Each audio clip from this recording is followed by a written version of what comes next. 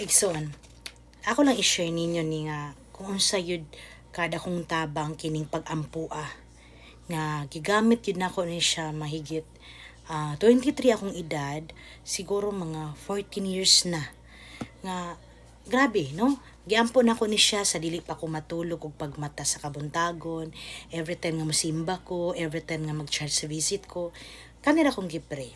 Igsuon, kung unsa man na imong ginagamit nga ampo karon, idugang na ni siya. No kay ngano, very effective gyud kay siya nako. So akong i-share ninyo ha nga kini nga pag-ampua, dako kay ni siya tabang, especially kung naakay balatian karon, no? Pwede nimo siya i-wish, no? Ang soft copy ani ako ra niyang ibutang sa comment section para naara mo'y kopya. So ang sa karon lang nga akong ipadayag ninyo kung unsa ka effective kaining pag-ampong makaluwas nun or pag-ampo sa seven sign of the cross, no? Basin matingala mo nganong kapito pud ta mangros, di ba ato nanan ka usara. So kanang pito ka cross ato na siyang ipahinungod sa pito ka anghel, mabasa nato na sa gipadayag 16, di ba? Pito sila ka buok nga nagdala og lain-laing mga katalagman, no? Usa ka anghel nagdala og sunog, naay bagyo, naay linog, ug uban ba basta pito sila ka buok.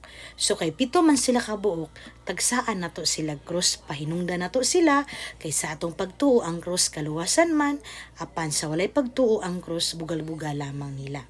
So para kung unsa man ang katalagman nga ilang gihawiran, malikay ta, ilikay ta. Ka powerful kini nga prayer, bali mag-wish lang mo daan una mo mangurus og kapito. So halimbawa mingon mo nga ato example sa balatian, Ginoo kini nga pag-ampo ako ni ipahinungod nga unta maangko na unta nako ang kahimpitan sa ako ang balatian, tabangi ko panalangin ni akong mga tambal nga gipangtik nga mahimo epektibo gamhanan, hikapa ko gan sa ulo pa yung salapalapa, or else ikaw bahala unsa imong pangamuyo, or pwede pod mangayo mo para sa good future, kausaban sa inyong mga anak, sa inyong bana, problema sa financial, tanan.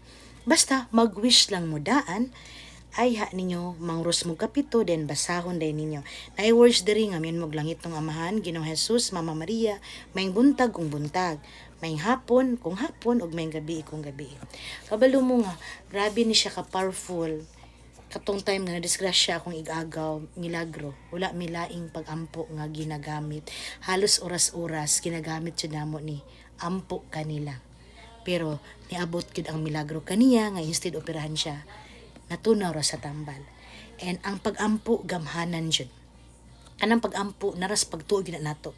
Kay bisan pag may nampuon ta unya, kulang tag pagduwa-duwa nga makatabang bagid ang Ginoo, kulang tag salig niya, di na maabot nato. Pero mag-ampo ta hugot nga pagsalig nato sa Ginoo.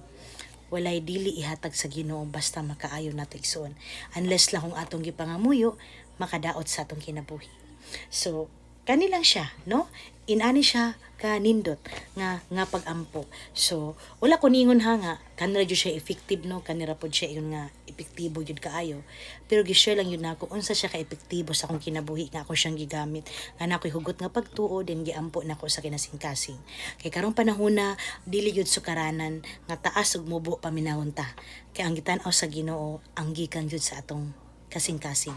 Nga when we pray, dapat isipon nato nga ang Dios buhi nasa atong atubangan, di ta magunahuna nga ang Dios layo kaayo, kundi sa magtawo nga muhangyo lubo ta niya kay naarag gyud ka ang espiritu buhi gayud na igsoon. Amen.